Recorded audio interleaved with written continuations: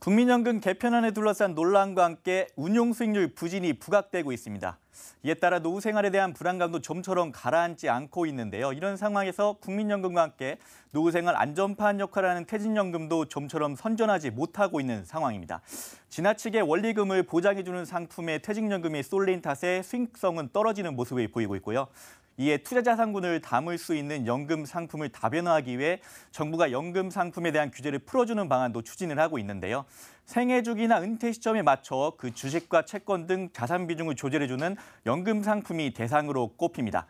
이 국민연금 외에 퇴직연금이 노후 안전판을 보강할 수 있을지 한번 짚어보도록 하겠습니다.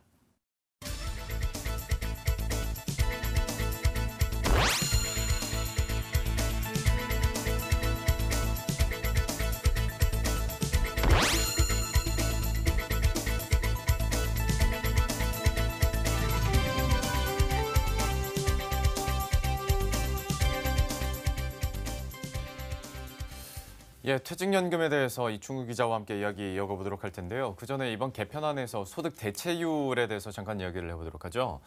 대체율이란 게 그러니까 내가 지금 버는 돈에서 나중에 내가 퇴직을 했을 때 받을 수 있는 연금 이런 개념이잖아요. 네, 그렇습니다. 현재 상황이나 수준이 어느 정도 되는 겁니까? 그러니까 예를 들어서 은퇴하기 전에 월 100만 원의 소득이 있었다고 하는데 은퇴 후에 연금으로 45만 원을 받아서 노후 생활하게 되면은 이 소득 대체율이 45%입니다. 그러니까 개편안에서 그 소득 대체율을 현행 수준으로 유지하게 되면은 국민들이 내는 보험료를 더 급격히 올려야 한다는 것이고요. 또 기존보다 낮추면은 보험료를 덜 가파르게 올리되 단계적으로 올려야 한다는 것이죠. 네. 그런데 이 국민연금만 따져본 소득 대체율이 40%대인데 어느 정도 수준인가 보면 당연히 넉넉지 않다는 것이거든요. 보통 소득 대체율이 한 60% 정도 돼야 된다고 하는데 그럼 이 나머지 부분을 국민연금 외에 퇴직연금이나 개인연금으로 메워줘야 되는데 이런 상황조차 좀 녹록지 않다 이런 지적이 나오고 있는 상황입니다. 그러니까 국민연금 수익률이 잘 나와야 되는 건데 뭐 근본적인 문제로 다시 한번 거론될 수밖에 없고 퇴직연금 상황은 그러면 어떻습니까? 매년 금융당국에서 퇴직연금 수익률을 합계해서 그 예. 평균치를 내거든요. 근데 네. 지난해 평균치 퇴직연금 수익률을 보면은 1.88%에 불과합니다. 같은 기간 원리금 보장형 수익률이 1.49%, 실적 배당형은 6.58%를 기록했고요. 네, 상대적으로 저조한 원리금 보장 상품 비중이 무려 90%를 넘어가는 상황이거든요. 그러니까 실적 배당형은 주식이나 채권 혼합형 등 펀드를 뜻하는데 이 실적 배당형 상품을 물론 늘리는 것 자체가 능사는 아닐 겁니다. 그 금융시장이 안 좋을 때 기간에 따라서 마이너스 수익률도 감수해야 되지 않습니까? 그런데 장기적으로 봤을 때 5년 수익률이나 10년 수익률을 따져보면 이 실적 배당형이 당연히 원리금 보장 상품보다 그 수익률이 장기적으로 안정적으로 나온다는 것이고요. 무엇보다 원리금 보장 상품에 대한 지나친 쏠림 현상이 문제다 보니까 이 부분부터 문제를 해소할 필요가 있다. 이런 지적이 나오고 있는 상황이죠. 그러게요. 비중이 90%를 넘어서면 정말 쏠림 현상이 좀 심할 것 같고 포트폴리오 어떤 배분 차원에서 그리고 전략 배분 차원에서도 좀 연금 상품을 다변화해야 되겠다라는 비판은 뭐 당연히 나오겠네요. 예, 그렇습니다. 그래서 금융당국에서 규제 완화를 추진하고 있는데 이게 그 말씀하셨듯이 상품 다변화에 초점을 두고 규제 완화를 추진하고 있습니다. 그러니까 예. 어떤 퇴직연금, 실적 배당형 퇴직연금 상품부터 활성화할 것이냐 보면은 바로 TDF, 타겟 데이트 펀드라고 하거든요. 네. 이 TDF라는 것이 말 뜻 그대로 은퇴 시기에 맞춘 맞춤형 펀드라고 볼 수 있는데요. 예를 들면 젊을 때는 은퇴 시점까지 여유가 있으니까 좀 공격적으로 투자할 수 있는 여지가 있지 않습니까? 그러니까 위험자산이라고 불리는 주식 비중을 높여서 운용을 하고요. 근데 말로는 공격적이라고 했지만 주식 외에 채권이나 현금성 자산에도 분산 투자를 하거든요. 다만 이제 주식 비중이 높을 뿐인데 40대, 50대 이후에 은퇴 시기가 다가올수록 이 주식 비중은 줄이고 채권 자산 비중을 늘리는 식으로 이렇게 안정성 위주로 운용을 하게 되는 그런 펀드입니다. 그런데 이런 펀드를 중심으로 규제 완화를 추진한다라는 소식이 있는데 이거는 구체적으로 어떤 내용입니까?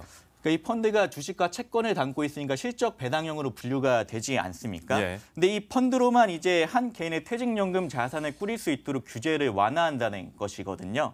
그러니까 현행 규정에 따르면은 이 타겟 데이트 펀드 TDF의 비중이 포트폴리오상 70%를 넘지 못하도록 규제를 하고 있습니다. 그런데 이를 100%까지 늘려서 TDF, 타겟 데이트 펀드로만 퇴직연금을 굴릴 수 있도록 한다는 것이고요.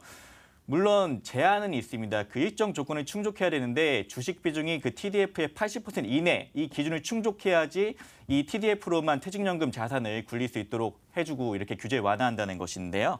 이처럼 일정 규진이 있지만 왜 TDF라는 상품에 한해서 먼저 규제 완화를 해주냐 좀 궁금하지 않습니까?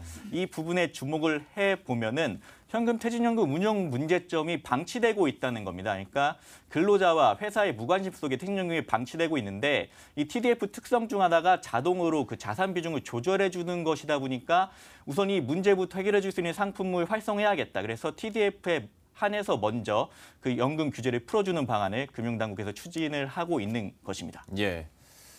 깊이 파면 팔수록 내용이 좀 어려워져서요. 조금 천천히 말씀해 주셔도 될 것 알겠습니다. 같습니다. 퇴직연금 관리 실태가 어떤지도 한번 보도록 하죠. 현재 상황이 어느 정도입니까? 그러니까 금융투자협회에서 조사한 자료가 있습니다. 올해 예. 4월 말부터 5월 말까지 조사한 자료가 있는데요. 네. 그 근로자와 회사 측의 무관심을 아까 이야기하지 않았습니까? 그런데 우선 근로자 입장에서 먼저 보겠습니다. 근로자가 책임을 지고 운용하는 것이 DC형 퇴직연금이라고 합니다. 근데 이 DC형 퇴직연금으로 운용하는 그 근로자가 몇 개 상품으로 운용하는지 잘 모르겠다고 대답한 비율이 설문상 27%나 달하거든요. 네. 그 설문지에서 문제를 지적한 게 여러 개 있는데 좀 더 세부적으로 보면요. 예. 그 1년간 이제 상품을 변경하지 않은 비중이 무려 83%로 매우 높은 것으로 나타났고요. 이것이 시사하는 것만 봐도 1년 동안 상품 비중을 변경하지 않았다는 게 퇴직연금 상품을 변경하지 않았다는 게 최초의 운용 지시를 한 상품으로 계속 운용이 되거나 그대로 방치되고 있다는 그런 점을 시사하고 있는 것을 볼 수 있겠죠. 그래서 이유를 설문 응답자한테 들어보니까 그 근무를 하면서 자산 관리를 할 시간이 없다. 여력이 부족하다는 것이 25%에 달했고요. 또 상품 수가 너무 많다 보니까 그 어떤 상품으로 선택할지 어렵다는 것이 25%를 차지했습니다. 그리고 상품을 변경하는 절차를 잘 모르겠다. 이 설문 응답도 꽤 많았는데 24%로 나타난 상황입니다. 그러니까 나름 좀 공격적으로 할 수 있는 상품에 대해서는 공격적으로 하려고 하지만 얘기를 들어보면 TDF 상품 같은 경우에도 뭐 그렇게 좋은 성과가 나오고 있지는 않은 것 같고 상황이나 환경 자체도 참 개인 투자자 입장에서도 어렵고 그들 운용하는 사람들 입장에서도 쉽지 않은 것 같은데요. 좀 다른 제도적인 보완책이 그럼 있을까요? 그러니까 TDF에만 좀 기대를 해서 그런 부분이 해소되기 기대할 수는 없는 것이고요. 예. 다른 상품으로도 연금 포트폴리오를 운용하지 않습니까? 네. 그래서 이제 운용 지시, 무관심 속에서 이렇게 넣었다 뗐다 상품 비중을 조절하는 것이 포트폴리오 상품을 편입하는 것이 부족한 상황인데 지금 문제가 운용 지시가 잘 안 이루어지고 있다는 것이죠. 그러니까 DC형 퇴직연금 같은 경우에는 가입자가 운용 지시가 없더라도 퇴직연금 사업자, 그러니까 금융기관이 알아서 자산을 운용하도록 해주자는 것이죠. 네.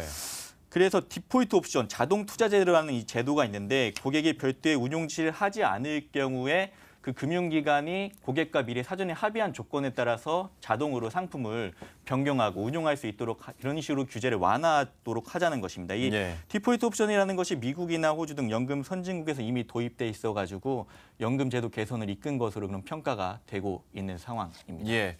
다만 좀 오해하지 않으셨으면 좋겠는 것이 이게 뭐 아까 개인 투자자들 그러니까 투자를 하는 사람들의 무관심이나 잘 모르겠다 뭐 이런 설문조사가 나왔는데 물론 잘 알면 좋겠죠. 그런데 구조 자체도 워낙 복잡하고 그런데 우리는 뭐 연금 들긴 들어야 되고 하다 보니까 이런 현상이 좀 일어나는 것 같은데요. 좀 여기에 대해서 기업 측에서 해줄 수 있는 문제점에 대한 어떤 보완 개선 방향성은 없을까요?